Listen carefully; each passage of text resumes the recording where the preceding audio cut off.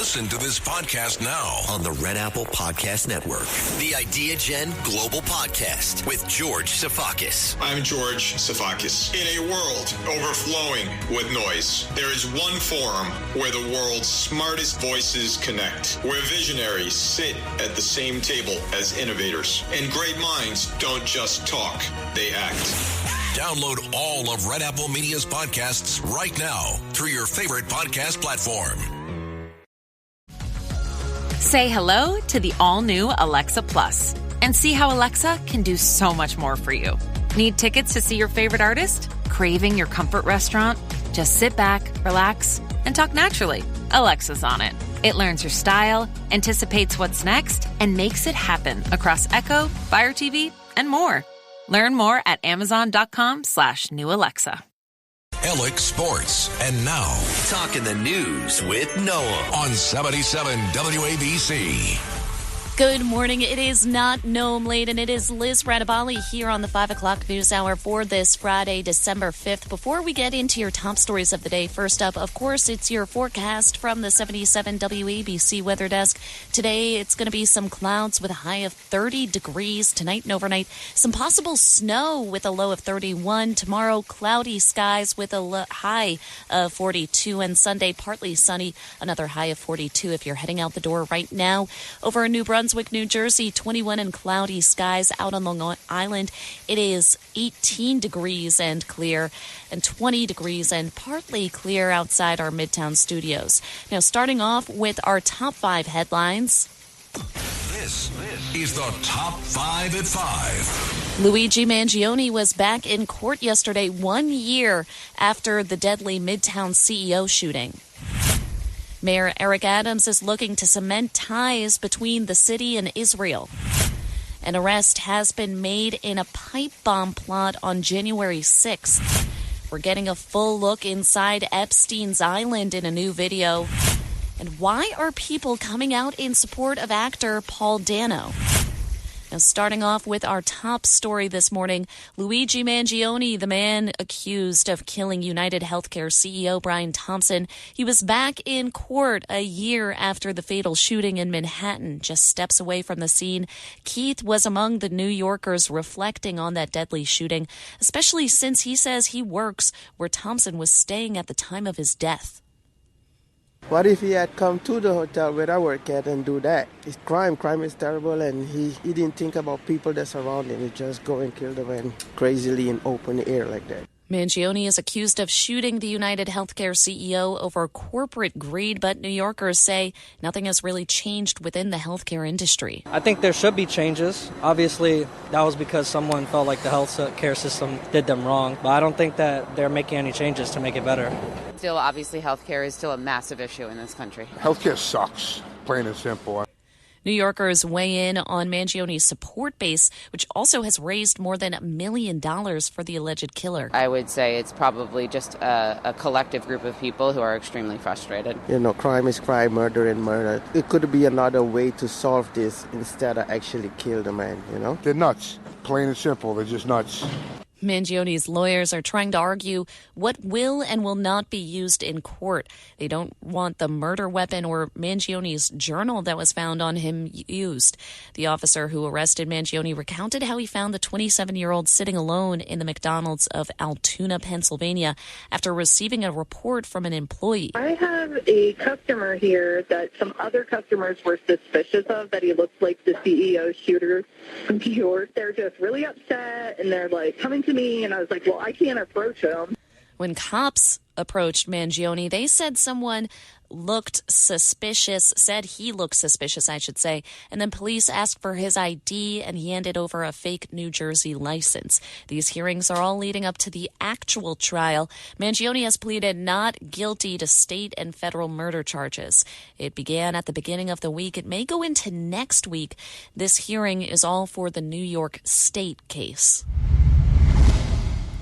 With just weeks left in office, New York City Mayor Eric Adams, he's signing an executive order that bans efforts to divest from Israel. The executive order prevents mayoral appointees and leaders of city agencies from forms of boycotting or divesting. So I'm making a smart decision, not an emotional decision. You take investment out of Israel, you don't have the technologies that are going to help our grandmothers, our grandfathers, our children. Adams insists his executive order to prevent divestments would benefit New Yorkers. The technology that Israel is creating is improving the life of a person who's dealing with an ailment in the Bronx. Mayor Adams also signed another order that instructs the NYPD to look at new ways to regulate protesters outside of houses of worship.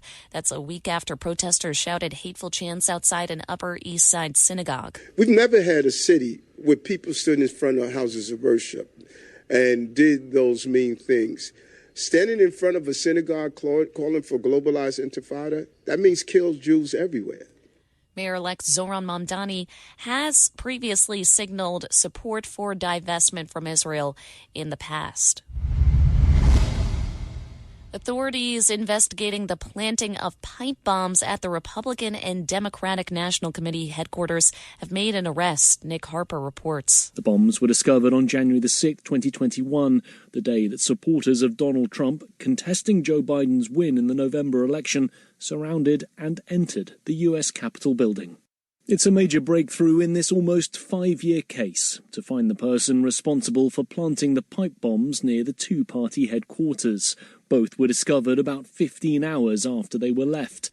And pipe bombs were planted at both the DNC and the RNC headquarters. Neither exploded, but investigators said they were viable devices that could have seriously killed or injured people nearby. The FBI conducted more than 1,000 interviews, offered a reward of $500,000, and viewed thousands of hours of video footage. Officials say Brian Cole Jr., he's suspected of planting those pipe bombs near both the RNC and DNC headquarters right before the January 6th Capitol riot in 2021. Attorney General Pam Bondi said the Virginia man was arrested and that investigation is still ongoing. He has been charged with violating 18 U.S.C. 844, which is use of an explosive device. Early this morning, Brian Cole Jr. was arrested and charged with placing the pipe bombs at the RNC and the DNC on January 5th, 2021. Bondi said the Trump administration puts the law first. This cold case languished for 4 years until Director Patel and Deputy Director Bongino came to the FBI. FBI Director Kash Patel echoed Bondi's comments, saying his agency got the job done. An investigation spearheaded by the deputy director and the ADIC of our Washington field office brought in a new team of investigators and experts, re-examined every piece of evidence, sifted through all the data, something that the prior administration refused and failed to do. Investigators say both bombs were viable and could have caused some major harm if they had exploded, but luckily neither went off. The FBI released videos of that suspect placing the devices outside the headquarters and in an alley. Cole's credit card and checking account records showed that he purchased multiple items as early as October 2019 through late 2020, consistent with the parts used to manufacture the two bombs placed at those offices, according to the 7-page charging document. Photos and videos released by Democrats on the House Oversight Committee providing a detailed look at Jeffrey Epstein's Virgin Islands estate known as Epstein Island. The pictures revealing a room with a dentist chair and masks along the wall. A library with a large chalkboard with words blacked out by the Democrats on the committee. Correspondent Ryan Nobles reports the public getting its first look inside the Epstein Caribbean estate. Democrats on the House Oversight Committee releasing more than 150 photos and videos of the sprawling mansion owned by the late sex offender Jeffrey Epstein. Just a small fraction of the 5,000 images the committee obtained. Committee members are still continuing their probe as well. The release of the images come as congressional investigators have received Epstein's bank records from J.P. Morgan and Deutsche Bank. The committee pouring through that info and plans to make it public soon. The money trail, a key focus of their ongoing investigation. What they're still waiting for is the Department of Justice to comply with a law overwhelmingly passed by Congress last month, requiring them to hand over all the files related to the Epstein investigation in 30 days. The deadline is mid-December. Kentucky Republican Congressman Thomas Massey says the Justice Department should be working to produce those files. I hope they've already started it, because if they haven't, they're breaking the law. And Connecticut sent a Democratic Senator, Richard Blumenthal, reacting to the photos and videos. I'm deeply disturbed by this continuing saga of depravity. However, they're still waiting for the Justice Department to hand over all the files connected with the Epstein investigation after Congress overwhelmingly passed a measure to do so. 77 WABC News time is 5:11. I just also want to mention, happening in relation to the Epstein saga, convicted sex offender Ghislaine Maxwell. She's seeking an early release from the federal prison camp in Texas. Lawyers for the late Jeffrey Epstein's one-time girlfriend and notorious madam wrote in a court letter that Maxwell is also planning to challenge her entire detention. Doing so could result in a new trial. According to a new document, Maxwell is not taking a position on the government's request to unseal grand jury transcripts. She's currently serving a 20-year prison sentence after being found guilty by a federal jury back in 2021 here in Manhattan of aiding Epstein in his sexual abuse of underage girls. And you will be cast up and thrown in the dirt and thrust back to perdition. And as long as I have teeth, I will bite you. And if I have no teeth, I will gum you. And as long as I have fish, I will bash you. Now get out of here. The internet coming to the defense of actor Paul Dano. Several Hollywood stars have jumped in the conversation after comments from director Quentin Tarantino raised some eyebrows. Tarantino was on a recent episode of the Bret Easton Ellis podcast where he was giving his best movies of the 21st century list. A Paul Thomas Anderson movie from 2007, There Will Be Blood, was his number 5. He had plenty of praise for the movie, but also gave some critiques. If it didn't have a big giant flaw in it. And the flaw is Paul Dano. Obviously, it's supposed to be a two-hander, and it's also so drastically obvious that it's not a two-hander. He is weak sauce, man. He's a weak sister. Is it the character? He's eating him. No, another terrific act. Austin Butler would have been wonderful in that role. He's just such a weak, uninteresting guy. I don't know about that. Dano is a critically acclaimed actor who's been nominated for 2 Emmys, a Golden Globe, and a BAFTA. His most prominent work includes roles in Little Miss Sunshine, my favorite, 12 Years a Slave, Steven Spielberg's The Fabelmans, and his memorable term as the Riddler in the Robert Pattinson-led The Batman. Rumor has it that Dano beat out Tarantino for the 12 Years role, so a good old-fashioned grudge may be playing a part here. Ben Stiller came to the defense of Dano, saying he's an amazing talent. The Batman director Matt Reeves also chiming in via social media, saying Paul Dano is an incredible actor and an incredible person.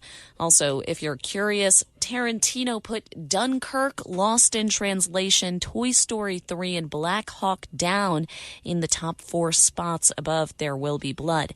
Dano, being the class act he is, has yet to respond. 77 WABC News, reporting national news. Lawmakers in the classified briefing on American strikes on suspected Venezuelan narco boats say there was no kill order given.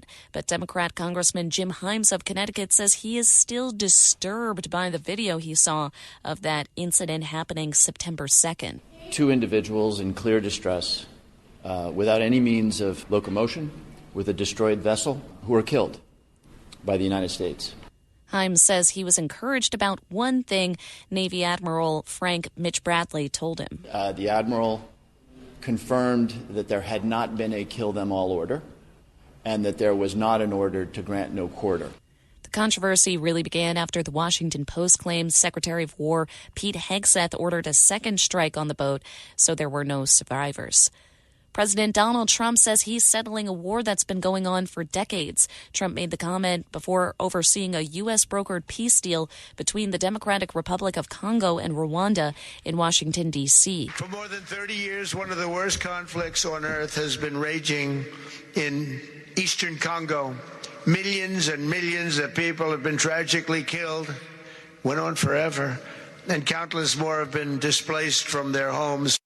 We'll get more into the peace deal there, but 77 WABC News Time is 5:15. Now let's head over to the sports desk with Justin Ellick. Good morning, Justin. Good morning, Lizzie. Thank you very much. We start out here in Ottawa on the ice. Artemi Panarin reached 900 NHL points with a goal and an assist. And the Rangers won for the league-leading 12th time on the road, beating the Ottawa Senators 4-2. Rangers have won 5 of the past 6 to improve to 12-2. They are 12-4-1 on the road. Panarin has 311 goals and 589 assists in 781 regular season games. Mika Zibanejad, Will Borgen, and Vladislav Gavrikov also scored, and Igor Shesterkin made 25 saves. JT Miller had 3 assists. Up next for the Rangers, they'll host the Colorado Avalanche for a Saturday matinee tomorrow. That's 12:30 p.m. puck drop, by the way. Speaking of those Avalanche, the Islanders took care of them last night in the form of a 6-3 win at home. Matt Barzal had a goal and 2 assists, and Colin McLean, Anders Lee, Bo Horvat, and Adam Pelech also scored a goal for the Islanders, who won their second straight. Ilya Sorokin finished with 35 saves. Up next for the Isles, they'll visit the Lightning in Tampa Bay tomorrow night. Tonight, the Devils back in action at 7 p.m. They will host the Vegas Golden Knights. Head to the Hardwood here in Brooklyn. The Nets lost 123-110 to the Utah Jazz. Brooklyn was outscored 42-20 in the final quarter after leading by 15 points in the first half. Noah Clowney scored 29 points, and Zaire Williams had 23 off the bench for the Nets, who had their 2-game winning streak snapped.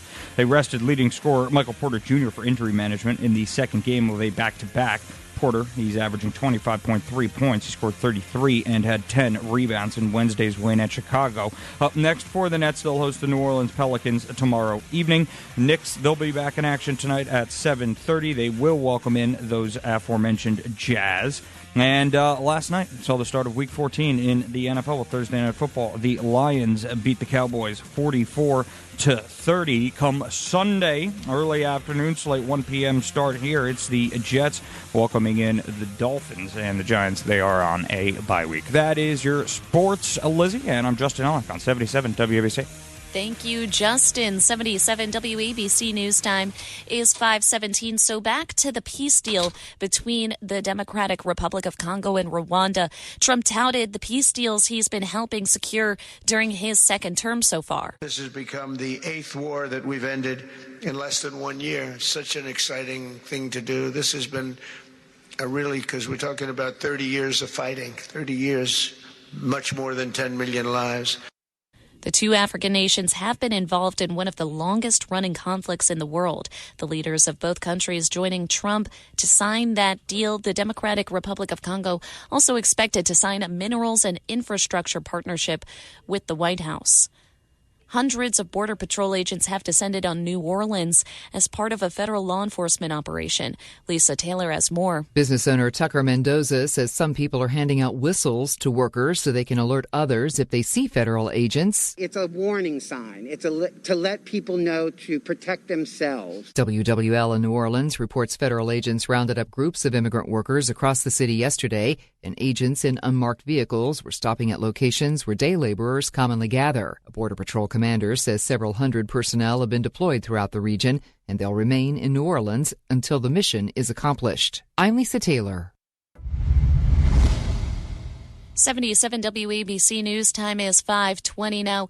Rounding out our national headlines with some news from local national leaders. New York Congresswoman Elise Stefanik says House Speaker Mike Johnson is losing support within the GOP. In an interview with the Wall Street Journal, Stefanik said he certainly wouldn't have the votes to be Speaker if there was a roll call vote tomorrow. She went on to say, I believe that's the majority of Republicans who would vote for new leadership. It's that widespread. Stefanik said Johnson's decision to keep lawmakers home during the government shutdown, as well as poor showings in recent special elections, have caused his support to flounder.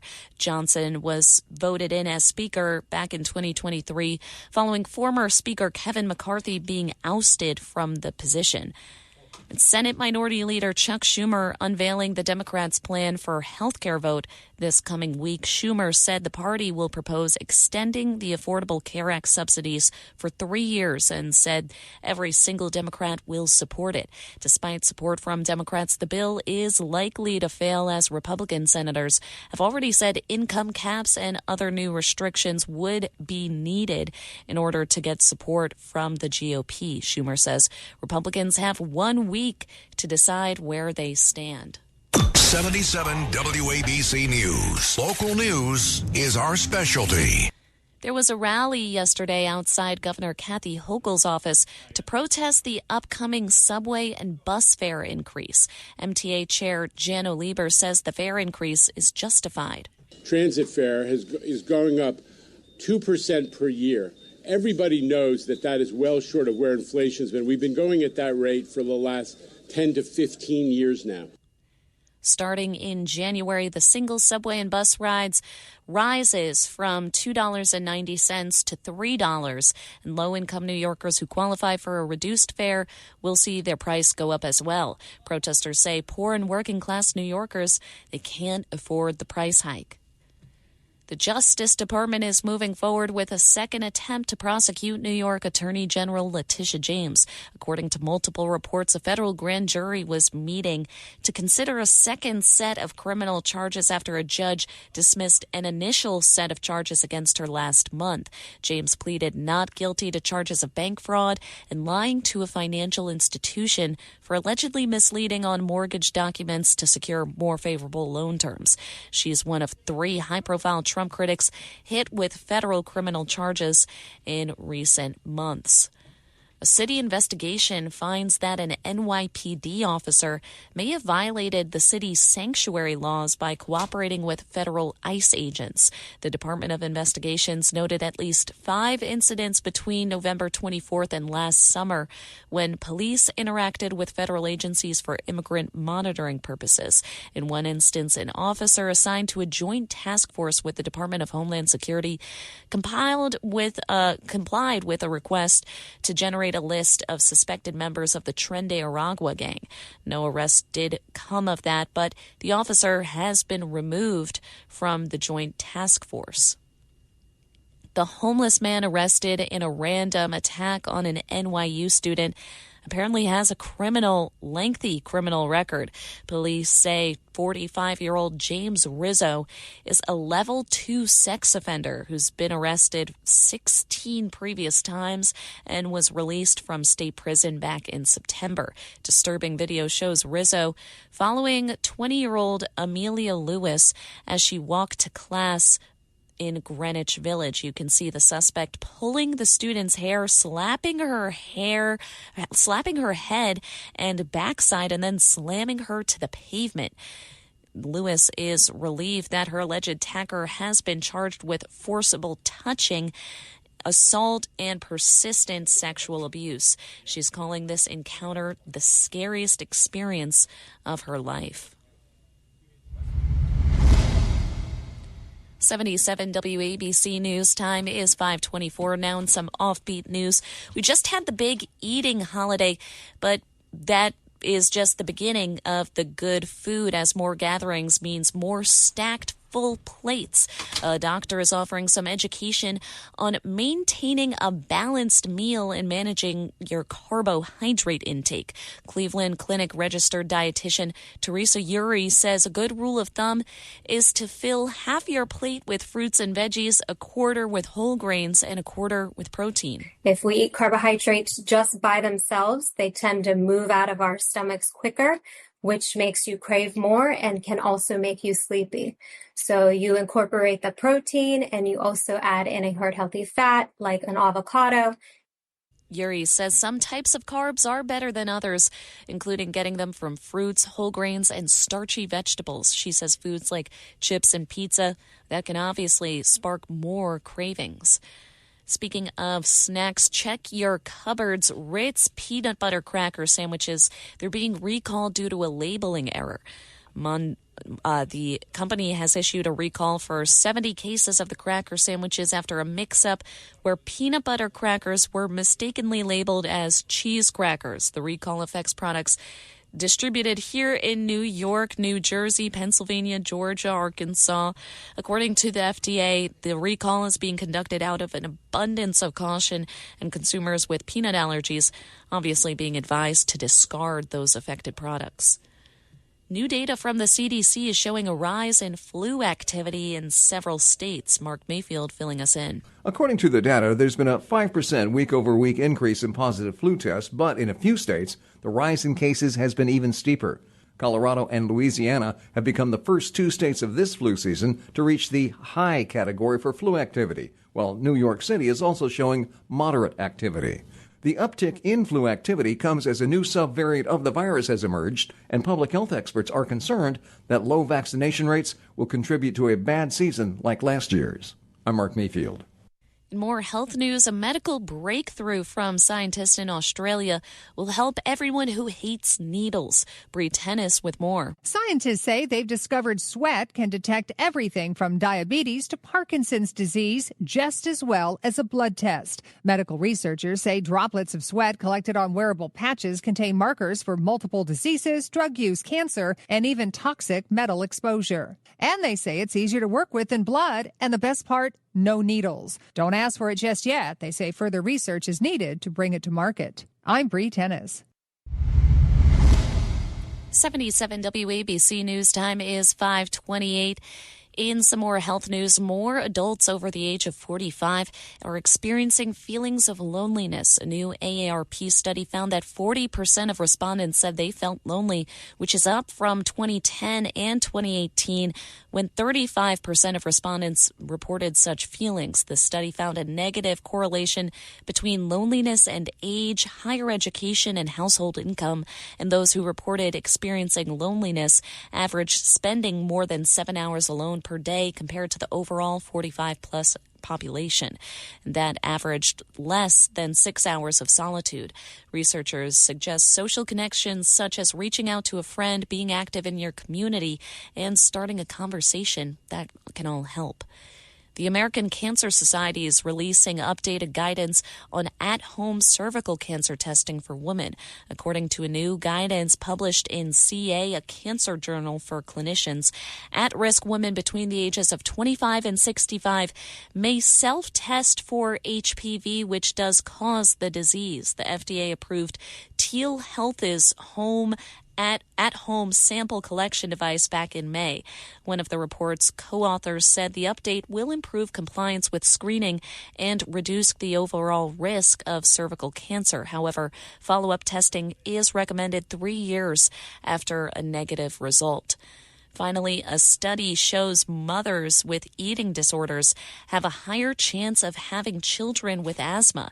The research reported in the journal Thorax involved data from European studies with mother-child pairings. It shows the mother eating disorders linked to a 26% higher chance of their children getting asthma by the time they're school age and a 25% higher risk of wheezing in preschool. 77 WABC News Time is 5:30. Liz Rattoballi filling in for Noam Laden. We'll have more headlines when we get back with the 5 o'clock news hour right here on 77 WABC. And now, Talking the News with Noam on 77 WABC. No, it is not Noam Laden. It is Liz Rattoballi here on the 5 o'clock news hour this Friday, December 5th. Good morning. And before we dive back into your headlines, first up, your forecast from the 77 WABC weather desk. Today, some clouds with a high of 30 degrees. Tonight and overnight, some possible snow, but it gets a bit warmer with a low of 31 degrees. Tomorrow, sunny, cloudy skies, I should say, with a high of 42. And Sunday, that sun partly comes out with another high of 42. If you're heading out the door right now, over in New Jersey, New Brunswick, it's 23 degrees and cloudy skies. Out on Long Island, 21 and clear, and right outside our Midtown studios, it is 22 and partly cloudy skies. The 77 WABC Bulova Watches chime time is 5:34. Bulova Watches discover finely crafted timepieces available at Macy's. 77 WABC News. Local news is our specialty. Officials in Paterson, New Jersey, trying to crack down on illegal dumping. Mayor Andre Saya says there are now cameras up in the area where illegal dumping has occurred on Lawrence Street, and signs are warning people of different fines if they're caught dumping. So far, 18 people have been found guilty of illegal dumping, which amounts to about $52,500 in fines, and we are going to catch more. A huge mountain of trash, old furniture, and concrete had been growing bigger and bigger outside a warehouse on Lawrence Street up until a few weeks ago when DPW crews started clearing it up. New Jersey Congressman Josh Gottheimer leading a bipartisan effort to curb health insurance premiums. Gottheimer and Virginia Representative Jen Kiggins announced a new health care framework dubbed Common Ground 25. The plan includes a 2-year extension of health care insurance premium savings for different American families. Among the 35 members backing this new framework are New Jersey Reps Tom Keene and Jeff Van Drew, along with New York Representatives Mike Lawler, Tom Suozzi, and Josh Riley. They've also signed a letter urging the House and Senate leadership to meet with them to talk about that framework and a possible pathway forward. Siena University is mourning the sudden loss of its men's lacrosse coach. School officials say Liam Gleason died 3 days after he was hurt in an accident at his home on Sunday, suffering a traumatic brain injury. The Long Island native, who just turned 41, leaves behind his wife of 12 years and their 3 children.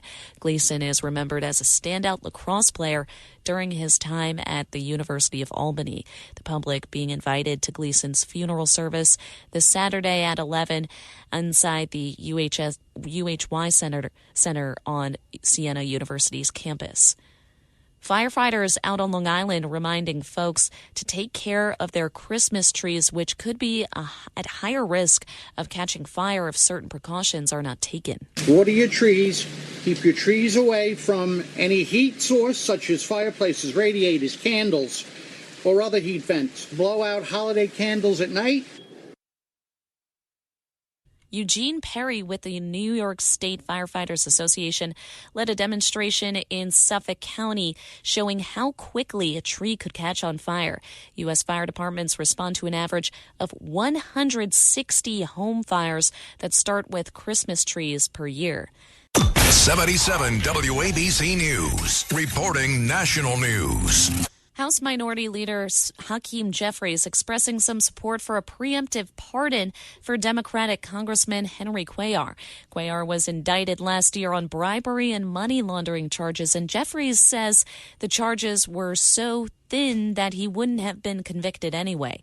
Jeffries' support for the pardon follows a post from President Trump where he announced the decision and accused Democrats of working to attack, rob, lie, cheat, destroy, and decimate anyone who dares to oppose their far-left agenda. During a recent interview, Jeffries admitted that he does not know why the president made that decision, but he also shared he thinks the outcome was exactly the right outcome. Speaking of Texas, the death of a Texas A&M student who was found dead after a football tailgate party has been ruled a suicide, but the family of Brianna Aguilera does not believe the police's investigation. My daughter was not suicidal. She loved life. Stephanie Rodriguez says they have hired a high-profile attorney to investigate. She says her teenage daughter was not suicidal. She loved life. She loved to live. Rodriguez says the police report just does not make sense. She would not jump off a 17-story building. She wouldn't. She was afraid of heights. The police report suggests the 19-year-old was at an Austin apartment complex after the Thanksgiving game between the Longhorns. She apparently fell from the 17th floor. On her phone, investigators recovered a deleted digital suicide note. The State Department is revoking the visas of a handful of people in Mexico it accuses of facilitating illegal immigration. Jim Roop with more. In a Wednesday news release, the department said it plans to impose visa restrictions on executives of a transportation company based in Mexico. Officials say those executives knowingly provided transportation for people intending to enter the U.S. illegally. The company was not named in the release, but investigators indicate that the individuals targeted arranged transportation for aliens, including minors from the Caribbean and other regions, to transport spots in Central America, where they were later encountered attempting to enter the U.S. illegally. I'm Jim Roop. Florida is creating an AI Bill of Rights as the popularity of artificial intelligence increases. Governor Ron DeSantis says it will ensure your name, image, and likeness are protected so no computer can put words in your mouth and profit from it. This will be very far-reaching with consumer protections. It will do things like fortify some of the protections we have in place for things like deep fakes and use of explicit material. DeSantis says the goal is to protect consumers from getting scammed by deepfakes or having their name used without their permission. We are also going to make sure that your data is protected. We're not going to allow any state or local government agency to utilize Chinese-created AI tools. Orlando mother Megan Garcia is suing Character AI after her 14-year-old son shot himself in the head months after talking to the robot. This chatbot encouraged Sue for months to find a way to come home and made promise that it would be waiting in some fictional world. The bill will protect residents from unfair claims practices by ensuring a human reviews them and will mandate attorneys disclose whether they're using artificial intelligence in legal briefs. President Trump is wishing the nation a Merry Christmas. Trump spoke at the national tree lighting ceremony in Washington, D.C. last night. So is everybody ready to light the beautiful Christmas tree? Are you ready? So the First Lady is going to do the honors. Tonight, this beautiful evergreen tree glows bright on the dark and cold winter night and reminds us of the words of Gospel of John, in him was life, and that life was the light of all mankind. Beautiful words. Trump spoke as First Lady Melania lit up the Christmas tree. And Melania and I are thrilled to wish everyone here tonight and Americans all across this land a very, very Merry Christmas. The event took place south of the White House at the Ellipse. The national Christmas tree is decorated with thousands of lights and decorations. The tradition began in 1923 when President Calvin Coolidge walked from the White House to the area to light a 48-foot fir tree decorated with 2,500 electric bulbs in red, white, and green. Sub-zero conditions are sweeping the country, and they could be dangerous also for pets. Tom Colvin with the Animal Rescue League of Iowa. As you take your pets out, this is going to be an entirely different situation. They're going to get cold really quick, so you have to watch out for that. You've got to watch out for salt that's going to be on sidewalks and driveways. Colvin says most pets will get very cold very quick. However, there are some breeds that could handle extreme temperatures better than others. Know your dog, know your dog's comfort level. They certainly let you know whether they're raising those paws up or shivering in the cold, those types of things. They're going to let you know pretty quick if they're handling the weather or not. The Animal Rescue League says best practice is to bring outdoor pets inside for those extreme cold days. If a pet has to be outdoors, there are special considerations that have to be taken into account. Making sure that they are healthy and a good hair coat, making sure that they are out of the wind.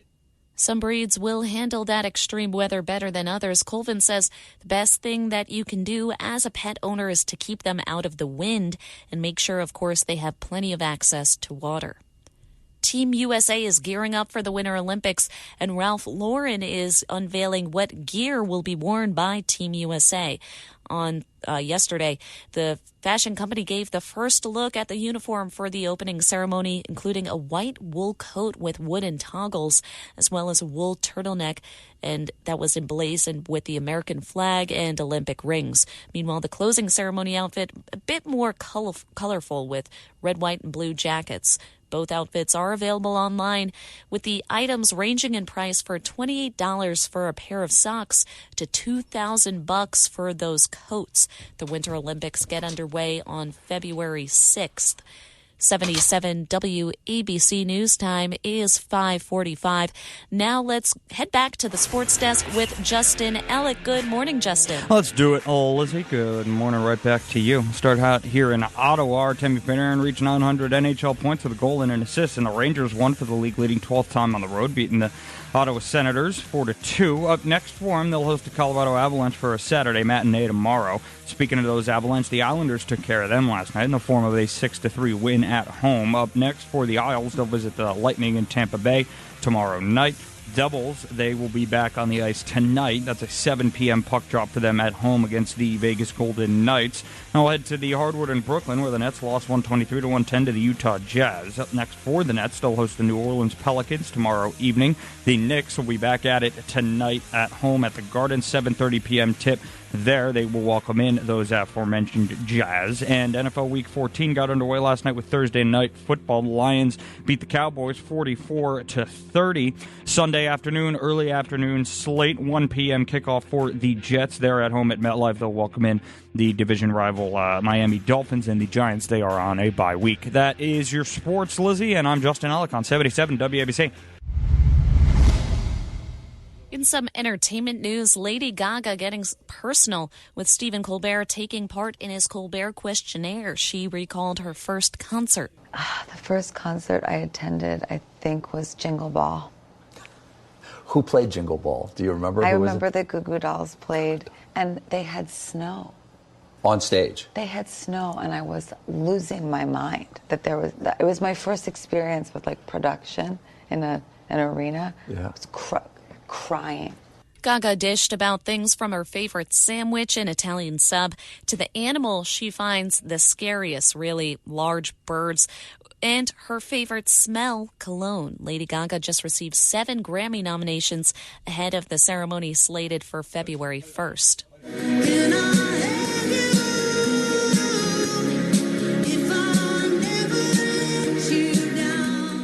Wedding bells will be ringing for Miley Cyrus after the pop star soft-launched her engagement to drummer boyfriend Max Morando.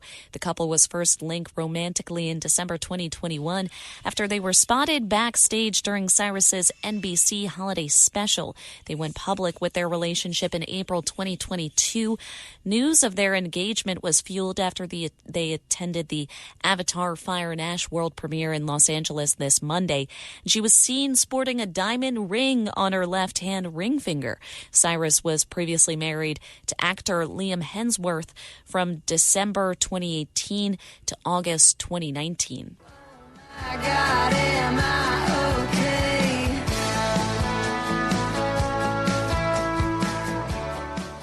Rising country music star Megan Maroney will head out on her first ever arena tour next year. She'll kick off the Cloud 9 tour on May 29th in Columbus, Ohio.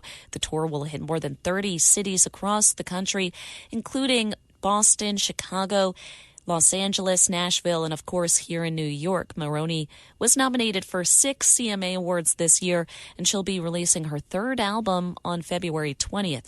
Fans can sign up now for ticket pre-sales that begin on December 11th, while general sales are on the 12th. 77 WABC News Time is 5:50. Now to close out, let's recap our top 5 stories of the day. Luigi Mangione, the man accused of killing United Healthcare CEO Brian Thompson, he was back in court this week. Yesterday marked the 1-year anniversary of that fatal shooting in Midtown Manhattan.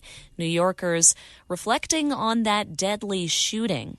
What if he had come to the hotel where I work at and do that? It's crime. Crime is terrible, and he didn't think about people that surround him. He just go and kill the man crazily in open air like that. That was Keith, who works at the place where Keith Thompson, the United Healthcare, Brian Thompson, I should say, the United Healthcare CEO, he was staying at the time of his death. Mangione, he's accused of shooting the CEO over corporate greed. But New Yorkers say not much has changed within the healthcare world. I think there should be changes. Obviously, that was because someone felt like the healthcare system did them wrong. But I don't think that they're making any changes to make it better. Still, obviously, healthcare is still a massive issue in this country. Healthcare sucks, plain and simple. New Yorkers weighing in on Mangione's support base, who've notably raised more than $1 million for that alleged killer. I would say it's probably just a collective group of people who are extremely frustrated. Crime is crime, murder and murder. It could be another way to solve this instead of actually kill the man, They're nuts. Plain and simple. They're just nuts. Mangione's lawyers are trying to argue what will be allowed to be used in court. They don't want the murder weapon or Mangione's journal to be used by prosecutors. The officer who arrested Mangione recounted how he found the 27-year-old sitting alone during an investigation at a McDonald's in Altoona, Pennsylvania, after receiving a report from an employee. And some more local news. With just weeks left in office, New York City Mayor Eric Adams, he's signing an executive order that bans any efforts to divest in Israel. The executive order prevents mayoral appointees and leaders of different city agencies of any form of boycotting or divesting. So I'm making a smart decision, not an emotional decision. You take investment out of Israel, you don't have the technologies that are going to help our grandmothers, our grandfathers, our children. The technology that Israel is creating is improving the life of a person who's dealing with an ailment in the Bronx. Mayor Adams signed another order that instructs the NYPD how to regulate different protesters outside of houses of worship. This coming after protesters shouted some hateful chants outside an Upper East Side synagogue. We've never had a city where people stood in front of houses of worship and did those mean things. Standing in front of a synagogue calling for globalized intifada, that means kill Jews everywhere. Mayor-elect Zoran Mamdani has previously signaled support for divestment from Israel in the past. Authorities investigating the planting of pipe bombs at the RNC and DNC headquarters have made an arrest. The bombs were discovered on January the 6th, 2021, the day that supporters of Donald Trump, contesting Joe Biden's win in the November election, surrounded and entered the U.S. Capitol building. It's a major breakthrough in this almost 5-year case to find the person responsible for planting the pipe bombs near the two-party headquarters. Both were discovered about 15 hours after they were left. Correspondent Nick Harper says the pipe bombs were planted at both the DNC and the RNC headquarters. Neither exploded, but investigators said they were viable devices that could have seriously killed or injured people nearby. The FBI conducted more than 1,000 interviews, offered a reward of $500,000 and viewed thousands of hours of video footage. Officials say Brian Cole Jr. is suspected of planting those pipe bombs right before the January 6th Capitol riot in 2021. Attorney General Pam Bondi said the Virginia man was arrested and that investigation still remains ongoing. He has been charged with violating 18 U.S.C. 844, which is use of an explosive device. Early this morning, Brian Cole Jr. was arrested and charged with placing the pipe bombs at the RNC and the DNC on January 5th, 2021. Bondi said the Trump administration puts the law first. This cold case languished for 4 years until Director Patel and Deputy Director Bongino came to the FBI. FBI Director Kash Patel echoing those comments from Bondi, saying his agency got the job done. An investigation spearheaded by the Deputy Director and the ADIC of our Washington field office brought in a new team of investigators and experts, re-examined every piece of evidence, sifted through all the data, something that the prior administration refused and failed to do. Investigators say that both those bombs were viable and could have caused some major damage if they exploded, but luckily neither did. The FBI released videos of the suspect placing the devices outside the headquarters. Photos and videos released by Democrats on the House Oversight Committee are providing a detailed look at Epstein's Virgin Islands estate, known as Epstein Island. Correspondent Ryan Nobles with more. The pictures revealing a room with a dentist chair and masks along the wall. A library with a large chalkboard with words blacked out by the Democrats on the committee. Democrats on the House Oversight Committee releasing more than 150 photos and videos of the sprawling mansion owned by the late sex offender Jeffrey Epstein. just a small fraction of the 5,000 images the committee obtained. Kentucky Republican Congressman Thomas Massey, he says the Justice Department should be working to produce the files. I hope they've already started it, because if they haven't, they're breaking the law. So congressional investigators have now received the late sex offender's bank accounts from J.P. Morgan Chase and Deutsche Bank. They're sifting through those. However, they're still waiting for them to hand over all the files connected to the Epstein probe after Congress overwhelmingly passed a measure to do so. Also happening in relation to this case, convicted sex offender Ghislaine Maxwell seeking an early release from prison in Texas. 77 WABC News time is 5:58. Sid and friends in the morning coming up next. Justin, who can we expect to hear from? Well, Lizzie, it's going to be a very exciting Friday morning. Get you ready for another weekend here. Very cold Friday morning. I mean, my face hurt this morning walking in. My God, it's frigid here. But leading us off in the way of guests this morning, Lizzie, it's going to be our good buddy over at Fox News, Brian Kilmeade. He'll hop on the program right before we talk to real estate genius, that is Suzanne Miller. We'll talk to Amelia Lewis. She's this young woman that was attacked in the street earlier this week by that recidivist criminal lunatic who slapped Amelia on the backside and then dragged her to the ground. So we'll talk to Amelia Lewis today, actually on her way to the courthouse and that grand jury situation. So we'll talk to her. Excited about that. Get her firsthand thoughts on that experience. Batya Ungar Sargon will join the program as well this morning, right before the great lawman that is Joe Tacopina. He joins us every Friday morning. We'll talk to Joe. And another big time lady here coming up in the 9 a.m. hour, Harmeet Dillon. She is from the Justice Department. We had Leo Terrell on last week. Harmeet is Leo's boss. So we'll talk to an even bigger macha at the DOJ in Harmeet. It's all coming up. Sid and Friends in the morning on a Friday morning. Lizzie Rattoballi coming at you in just a few short moments. Wow, thanks, Justin. A lot of important people talking to our most important Sid Rosenberg. Let's close out with your forecast today. It's going to be partly cloudy skies. The high is 30 degrees. That's your news hour for this Friday, December 5th. I'm Liz Rattoballi, filling in for Noam Layden. Sid and Friends in the morning coming up next right here on 77 WABC. Looking for financial insights you can trust? How do you protect yourself as an investor? What's the strategy? I think it's really simple. I think you just want to be diversified in your portfolio. The Payne family brings real-world experience to every conversation. Well, I think that's the problem right now is, right, a lot of people that are close to retirement, they're taking so much risks. And if we do get a big sell-off, it could derail their retirement. Listen to the Pain Points of Wealth on the Red Apple Podcast Network. Hey, Ryan Reynolds here.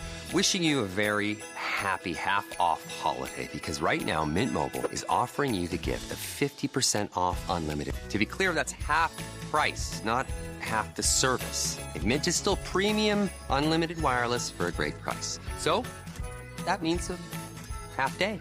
Yeah? Give it a try at mintmobile.com/switch.